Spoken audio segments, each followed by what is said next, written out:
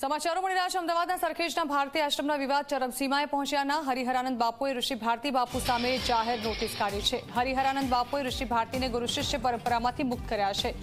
વિશ્વેશ્વરી ભારતીને પણ ગુરુ શિષ્ય પરંપરામાંથી દૂર કરાયા છે। બંનેને સેવા આશ્રમથી દૂર કરવામાં આવ્યા છે। બંને સાથે કોઈપણ પ્રકારની લેવડ દેવડ પણ ન કરવા સૂચના અપાઈ છે। નોટિસમાં ઉલ્લેખ છે કે હરિહરાનંદ ભારતીજી મહારાજે રવજી ભગત ઉર્ફે ઋષિ ભારતી અને વિલાસબેન ઉર્ફે વિશ્વેશ્વરી ભારતીને શ્રી લંબે નારાયણ આશ્રમ સનાથલમાંથી હાંકી કાઢ્યા છે।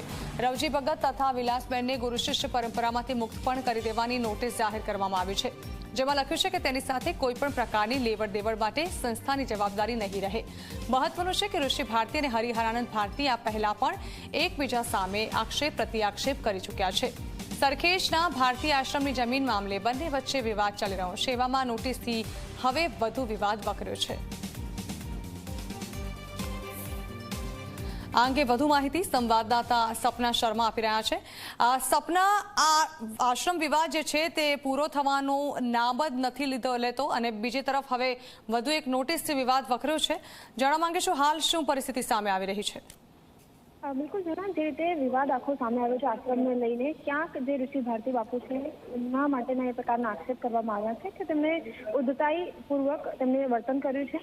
ગુરુ શિષ્યનો જે સંબંધ હોય છે તેનું માન રાખ્યું નથી, જેના કારણે હવે તેમને આ સંબંધમાંથી મુક્તિ આપવામાં આવે છે। અને આ વિષયને લઈને આજે 4 વાગે શ્રી હરિહરાનંદ બાપુ તરફથી પ્રેસ પણ જાહેર કરવામાં આવશે। અને મહત્વની વાત એ છે કે છેલ્લા કેટલાક સમયથી જ આશ્રમને લઈને વિવાદ જોવા મળ્યો હતો, જેના કારણે તેમણે 2 દિવસ પહેલા જ 100 બાઉન્સર, પોલીસ બંદોબસ્ત અને કોર્ટના આદેશ સાથે આશ્રમના મંદિરમાં પ્રવેશ કર્યો હતો।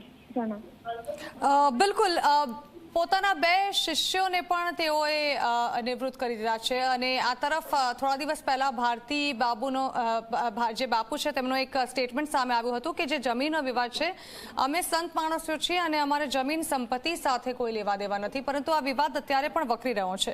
સપના, બિલકુલ જણા, મુખ્ય વિવાદ જ આશ્રમને લઈને છે, કારણ કે કેટલાક સમય પહેલા એ વિલમાં એ પ્રકારનો ઉલ્લેખ કરવામાં આવ્યો હતો કે તેમને માત્ર સંચાલન આ આશ્રમને લઈને આપવામાં આવ્યું, પરંતુ જ્યારે પણ તેમના જે ગુરુ છે હરિહરાનંદ બાપુ, તેઓ જ્યારે પણ આદેશ કરતા હતા ત્યારે એ આદેશનું પાલન ન કરવામાં આવતું હતું, તે પ્રકારનો આક્ષેપ પણ હરિહરાનંદ બાપુએ કર્યો છે। અને જે પણ આદેશ કરવામાં આવ્યો તેનો ખૂબ ઉદ્ધતાઈપૂર્વક તેઓ વર્તન કરતા હતા, જેના કારણે આજે તેમણે જે વિલ બનાવ્યું છે, જે વારસો બનાવ્યો છે, એમાં વસિયતમાં સ્પષ્ટપણે લખવામાં આવ્યું છે કે શ્રી લંબે નારાયણ આશ્રમમાંથી બંને જે છે તેમને મુક્ત કરવામાં આવે છે। જણા જી બિલકુલ, આભાર સપના।